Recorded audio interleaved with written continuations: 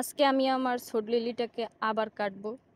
তো এর প্রত্যেকটা ডগায় ডগায় এরকম গাছ হয়ে গেছে, ফুল ফুটতেছে, আবার নতুন করে এই যে স্টিক বের হচ্ছে, মানে শেষ হয় না, একটার পর একটা। একদিকে ফুল ফুটে, একদিকে স্টিক বের হয়, একদিকে আবার এরকম চারা বের হয়।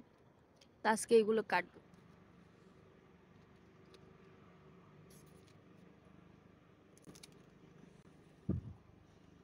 কেটে ফেলেছি। এই যে দেখো কত বড় একটা স্টিক। তো এইগুলোর এই যে এগুলো না রাখলেও হয়, তবে আমি ওইগুলো শুদ্ধই লাগাই দিই। এই যে এমনি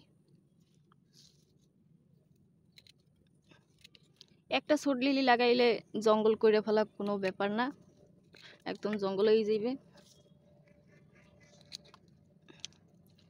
তো এই যে এতগুলো বাইর করে নিছি,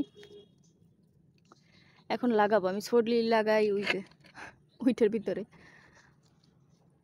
আর স্টিকগুলো কাইটে ফেলাইলে এই মাদার গাছেও কিন্তু অনেক সুন্দর ফুল আসা শুরু হবে। এই জায়গা আমি ছোট লিলির জঙ্গল বানাইতেছি, ছোট সাইনে একটা। আর এই জায়গাও লাগাইছি, যে পানি আছে। এককালে সহজ, শুধু এইগুলো ধরবো আর লাগাই দেবো। এখন আমি দেখতেছি এর আশেপাশ থেকে না একটা গাছ লাগাইছি, একটা গাছের আশেপাশ দিয়ে দেখো এখানে 3টে করে গাছ হয়েছে। আমি কিন্তু একটাই লাগাইছিলাম, প্রত্যেকটা থেকে এরকম 2টা 3টে করে গাছ হয়েছে। একদম সহজ জলজ গাছ হয়েছে যে ছোট লিলি।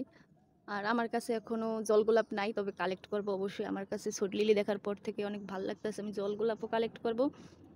আর পদ্ম এবছর আর করবো না, আগামী বছর হয়তো করবো। অনেকেই জিজ্ঞেস করতেছে, আপু তোমার কাছে পদ্ম নাই? পদ্ম নাই ভাই, পদ্মের যে দাম,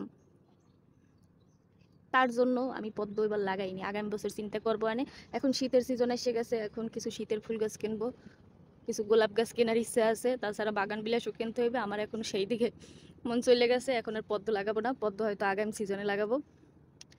তো আজকের মতো আল্লাহ হাফেজ।